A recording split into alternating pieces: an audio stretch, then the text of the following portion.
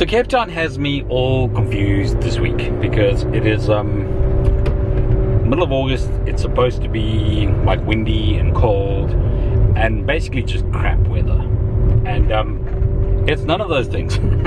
It's been sunny and warm and there's been no wind. I've been in t-shirt all week. It really has been like pretty amazing actually. Today should be quite a chill day.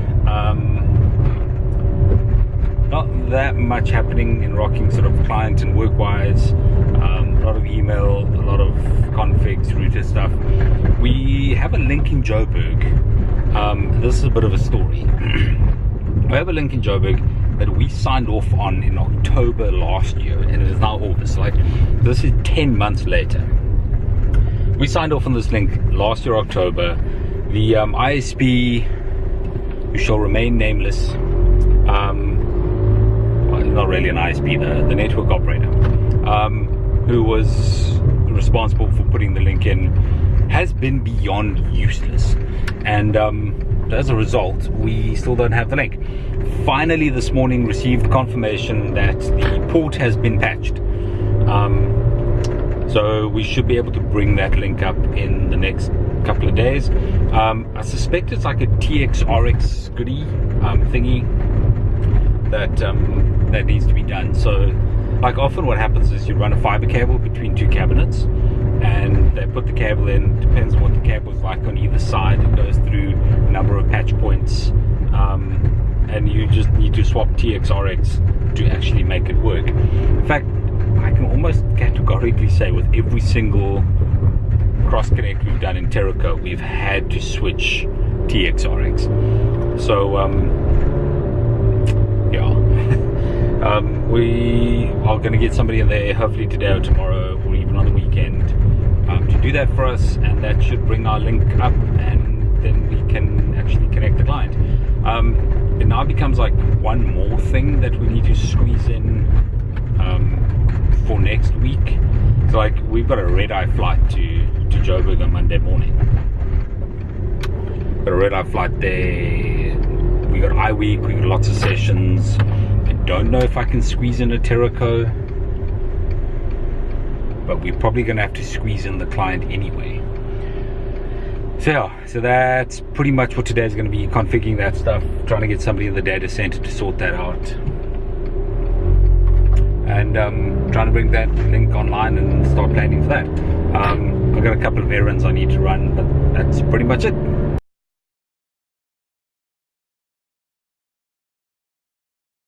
So we've just gotten back from Orms. We went to Orms and then we went to Linkage, and it says floppy on the outside, but it's actually a power bank in the shape of like an old stiffy. Andre gave me a stiffy. That's like childishly funny, but well, technically, Andre gave you a floppy. Andre gave me.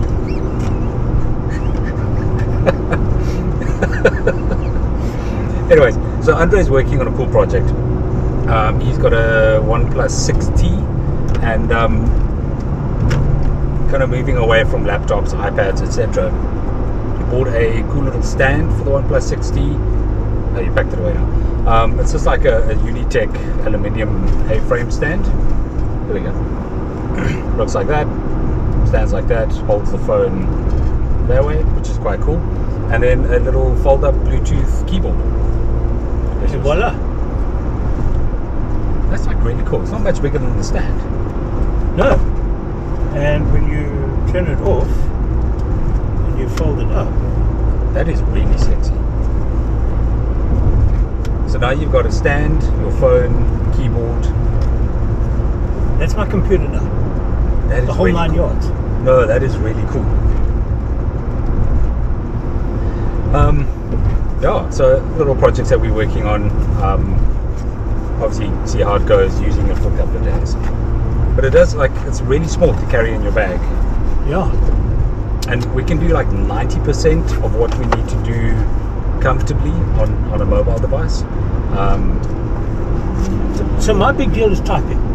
Okay, yeah, I can swipe type, But like I can't go on forever swipe type. But you also don't do the thumb typing thing. No, I can't. I've tried. You know what I've noticed? Like in winter, when I thumb type a lot, Yeah. and it's cold, yeah, it doesn't go so well.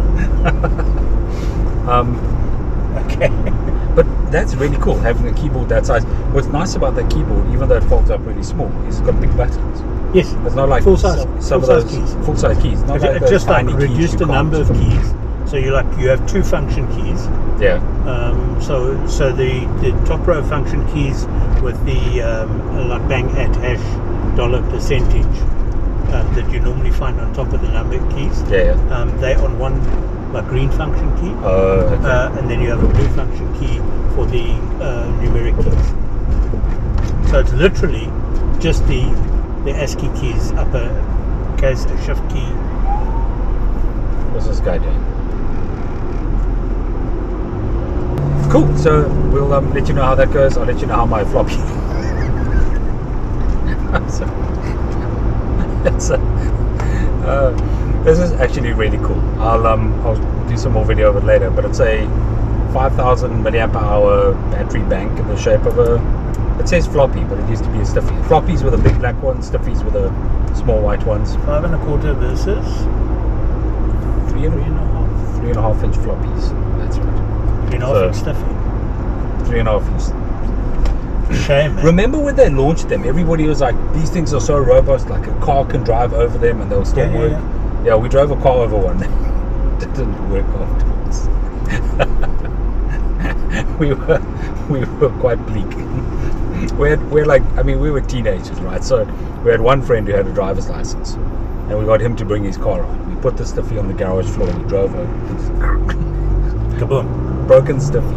So if I can remember correctly, the original floppies were 360k. Were they?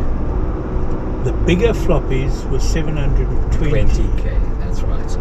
And floppies eventually grew to 1.2 megs. I remember the 720 floppies. The stiffies started out at 1.4. 720 Yeah. and almost immediately became 1.44 megs. Correct. I remember the 720 floppies and the 1.44 stiffies. It's just terrifying to think now that I just walked into Orms and said to the guy, "What's the biggest flash drive you have there?"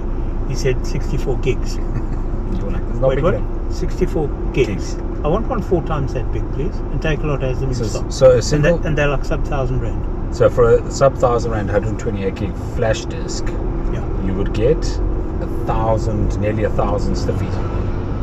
Yeah. It's shocking. And I can charge my phone with it. So I figured before I wrap up the video, I want to show you what the stiffy looks like. I actually, to be honest, haven't even played with it or seen it. I just saw a picture of it and I was like, that's really cool. And then we got in the car and Andre was like, here, I bought you a present. And not every mate you can say that he got a stiffy from his mate. Feels really heavy. Box. Ooh, it's a metal tin. That's pretty cool. Micro USB to USB cable as the charger. It's actually really cool that it comes in a metal box. A lot thicker than I would have imagined. But I mean, it's got to be like a battery bank. And there we go. That's what it looks like. It's the top. So this thing doesn't slide like a stiffy would slide normally, like over there. But all the charging ports are at the top there. So the micro USB is for charging, and the normal USB would be for power in, power out kind of thing. And then there's a power on button there. Really is all there is to it, but it genuinely does look like a stiffy. It's just a lot thicker than like stiffy was back in the day. But that's really cool. That is the coolest power bank that I have seen in a very long time. Lacquer, I'll let you know if it freaks out at any point and stops working, but And battery banks are battery banks, right? That's it for today. I have no idea what's happening tomorrow. We'll find out in the morning.